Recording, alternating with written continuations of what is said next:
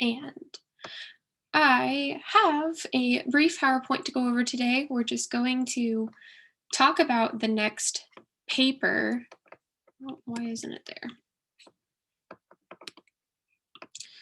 We're just going to talk about the next paper, some of the major objectives of it, and then kind of be on our merry way. So, we're beginning chapter 2 today, responding to arguments. So we're going to go over a couple of announcements. I'm going to leave some final notes on this rhetorical analysis that we turned in last night, and then we are going to put that in the rearview mirror. Today's little mini lecture is just going to be over the key points and objectives for Module 2. Then we'll have this week's extra credit opportunity and look at the week ahead. So, announcements. I've started grading paper 1. Woohoo! Yeah, love it. So, my department guidelines give me 2 weeks max to get these graded and back to you. I hope that it doesn't take me 2 whole weeks, because 2 whole weeks of grading papers does not sound like my cup of tea. I would love to have them back sooner than that, but just so that we're all on the same page and you don't expect them back in like the next couple of days, I would say definitely a week would be the soonest that I would have them back. So hopefully that assuages your concern about getting them back. So yeah, if you have a question about that, please let me know. And as I said, we're starting Module 2 this week. Woohoo! I like Module 2. So we'll be touching on all of that in class, and there are no assignments due on Friday. It's a little well-being gift day from me to you. You're very welcome. The fact that we don't have spring break this semester is kind of egregious. So I tried to make the assignment load this week pretty light to kind of offset that. So at least from this class, you can take a bit of a mental break. But yeah. So a final note about the rhetorical analysis. So as I said, up to 2 weeks to have them graded and returned. I really hope it doesn't take me that long. But then once I do get them back to you, an opportunity to revise the papers will be available. So I told many of you in our one-on-one meetings that I wholeheartedly believe that all writing can always be improved. So I encourage every single one of you to take this revision opportunity when it becomes available to have this chance at a better grade. And I do say chance because revising a paper is not a guarantee that your grade will be better than your first presentation draft. I must see that considerable changes were made in accordance with my marginal comments, with my global comment, all of that stuff.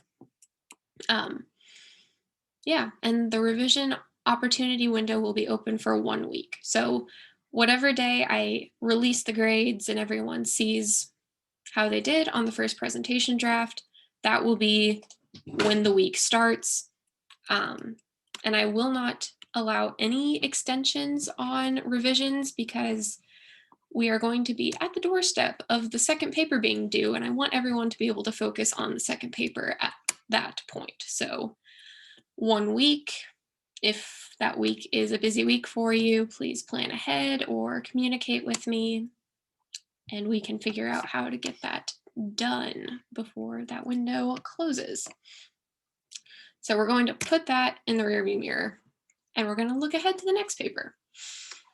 So, as I said, this chapter is about responding to arguments. So we will be joining a larger conversation about the topic that we discussed in the first paper and offer our own opinions on it. Many of you in our one-on-ones, I made the comment that you have some great ideas, but that they would fit better in the second paper because you're erring too much into responding to the content of the article. And this is where those thoughts can shine. So keep those in mind, the comments that I made about, this will fit better in the next paper. We're at the next paper, so fit them in here if you can. So we'll be focusing on what the writer is saying, not necessarily how the writer says it, as opposed to the last paper.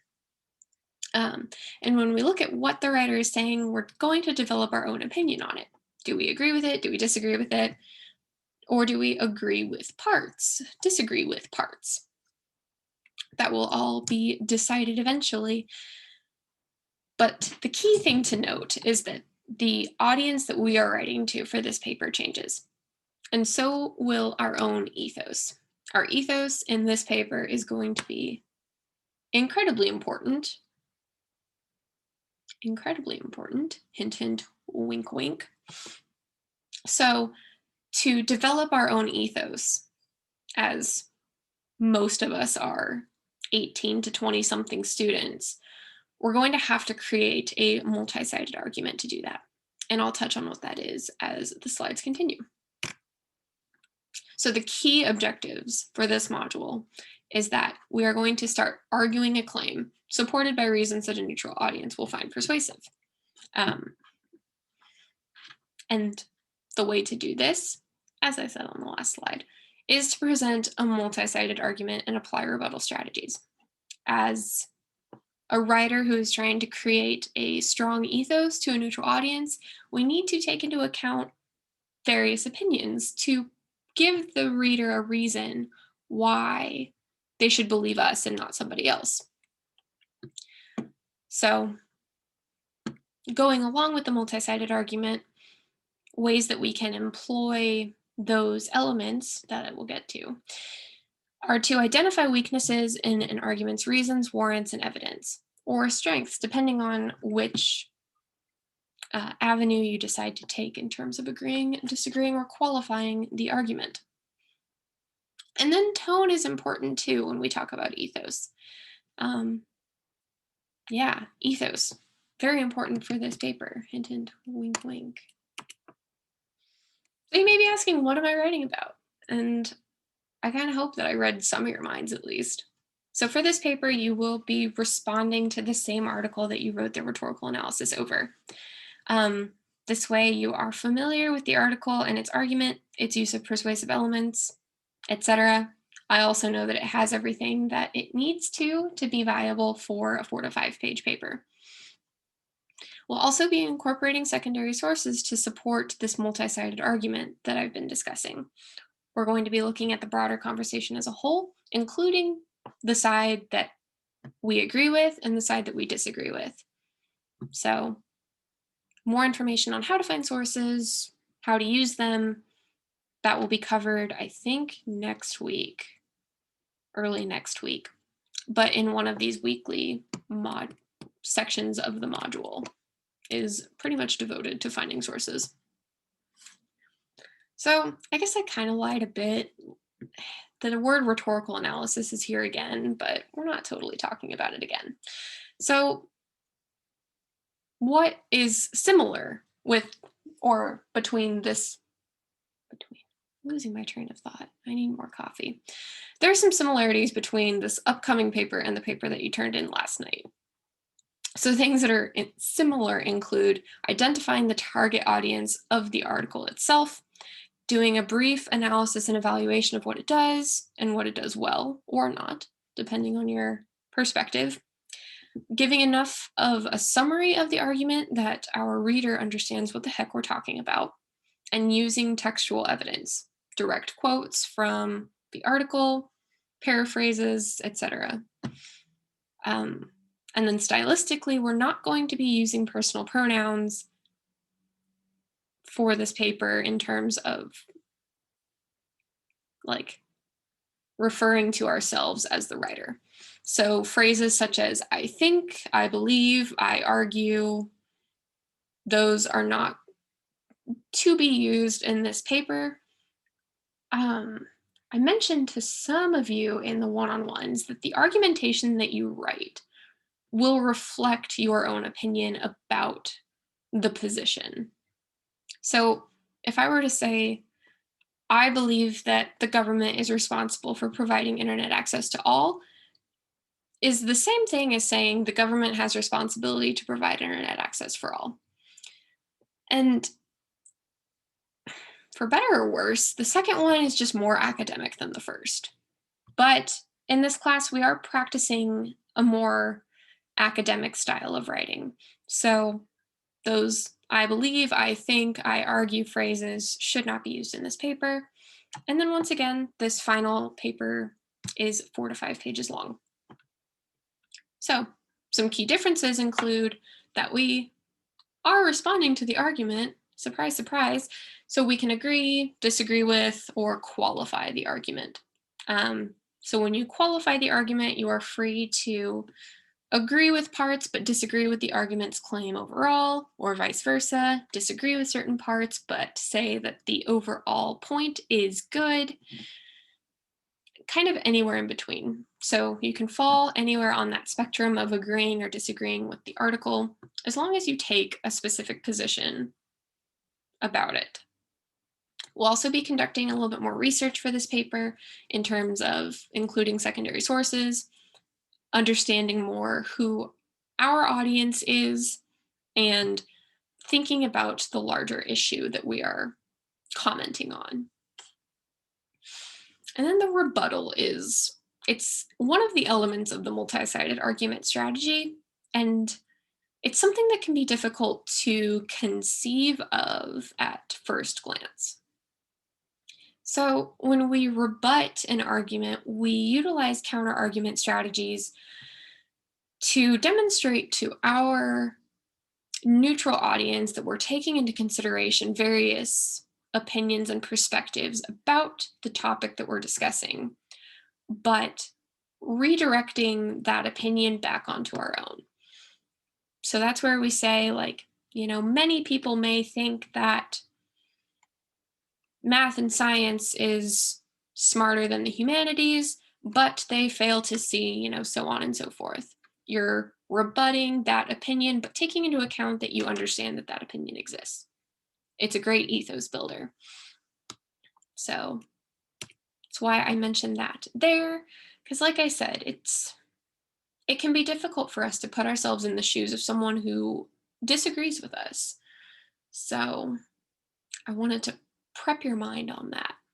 And as I've been teasing this whole time, we're constructing a multi-sided argument, and that is entirely to build our own ethos. I think that is the key difference between this paper and the last, is that we didn't have to be quite as concerned with how we, the authors, sound to the reader, but that is absolutely crucial here. The audience doesn't want to feel like you're preaching to the choir, because it may think, how the heck do you know what I think? You shouldn't make assumptions like that, and I'm not listening to you. Or if you seem to be like too combative with the original argument and just attack, the audience may feel that you are just disagreeing with the article out of spite and not presenting reasons that would move the conversation forward. So the multi-sided argument is how we find the balance between those two things, preserve our own ethos, and, as I've been saying, move the conversation forward in the way that we want it to. So the other two strategies that I didn't mention on the last slide are summarizing and conceding. And I think those are a little bit more intuitive than rebutting, but there will be more about that in future classes and in the textbook. So if they're not making sense now, that's not necessarily a bad thing. I'm not trying to describe them in full detail at this point. Just prepping your mind for what's to come. So here are some common issues with this paper that I would like you to make a mental note of and to avoid.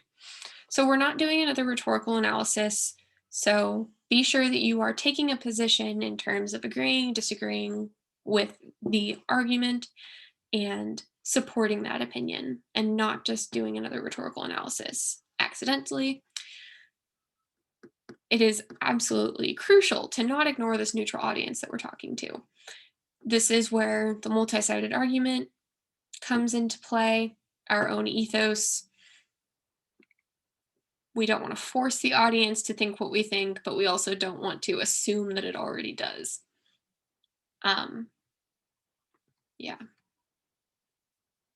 Yeah, those are the common pitfalls. And you may recognize this old white dude because he's been on our PowerPoint presentations before. He's a great rhetorician, but there are also great other rhetoricians that I need to include in class. But nonetheless, this quote is actually also in your textbook, so it's mega appropriate for the conversation that we're having. So when we think about how we intervene on a conversation and present our own opinion to move this academic conversation forward, Kenneth Burke provides us with this metaphor to describe that process, and it's called the parlor context. So, Burke tells us to imagine that you enter a parlor and you come late. When you arrive, others have long preceded you and they are engaged in a discussion too heated for them to pause and tell you exactly what it's about. And in fact, the discussion had already begun long before any of them got there, so that no one present is qualified to retrace for you all the steps that had gone before. You listen for a while until you decide that you have caught the tenor of the argument, and then you put in your oar. I like that metaphor, and it's very appropriate. And the reasons that it is appropriate is that we are directly engaging with this issue as a whole. So whether you read about internet access and civil rights issues, the discrepancies between STEM and the humanities, how to properly convince people, or Wall Street, which is a huge issue. These are things that have been talked about for sometimes what seems forever. So we are sticking in our oar, as Burke would say, on this conversation and adding our own opinion to it.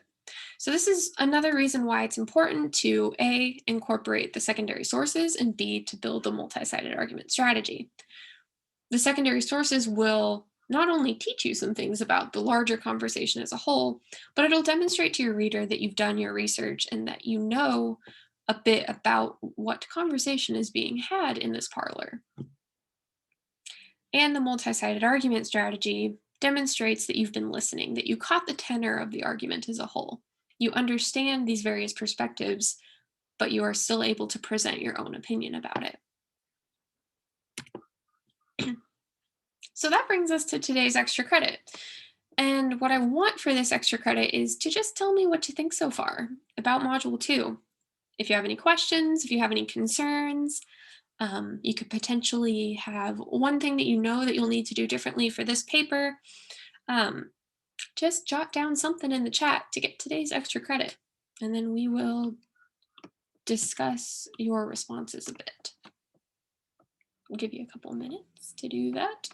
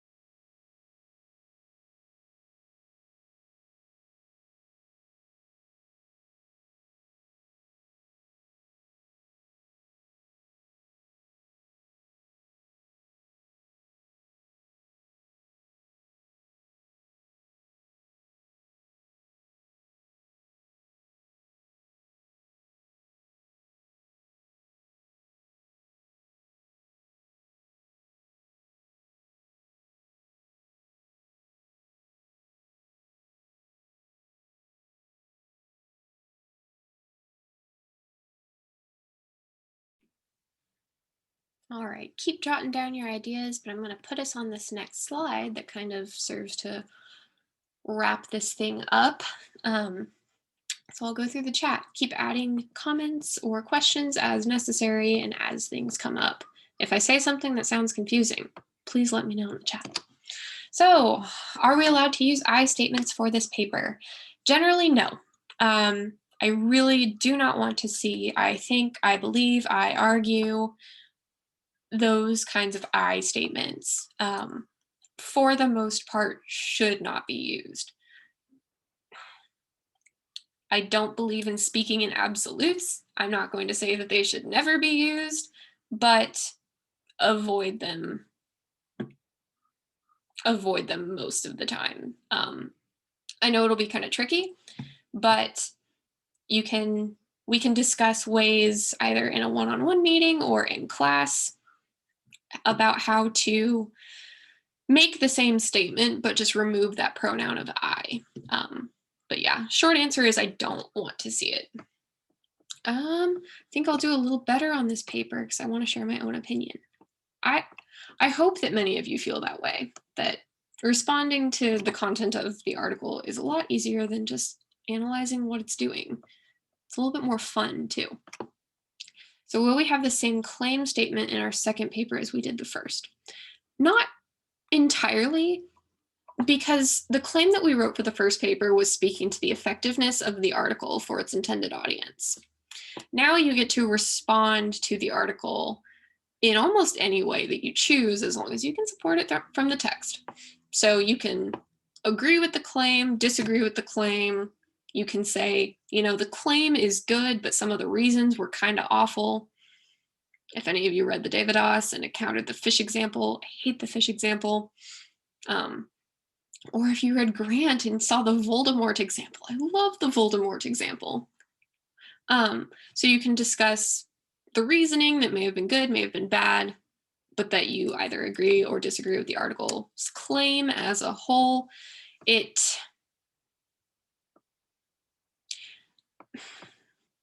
So I think, to put it simply, is that what we did in the last paper was just commented on the moves that the author made rhetorically. Now we are going to use some of those rhetorical moves to create our own argument about the conversation as a whole and try to move this forward. So you can argue that something needs to be done, say that, you know, the article is overlooking serious elements that would preclude success and shouldn't be done, whatever you decide. But it's a little bit more forceful than what we did in the first paper. I hope that that makes sense. Instead of saying why the article is persuasive, we have to actually affirm or refute the article we choose. Yes. Yes. That's it. You hit the nail on the head on that one. Pretty nervous about this, but I'm excited to look further into what my article was about. Yeah. Students either are very excited to start responding or a little hesitant. So it's okay to feel a little bit nervous about approaching this. I hope that the activities that we start doing, especially next week, as I said, this week is designed to be kind of light, will help make that a little bit more clear. But if anyone is still nervous as the paper or as the weeks progress and we get closer to the paper, if you're still nervous, please let me know and we can discuss things.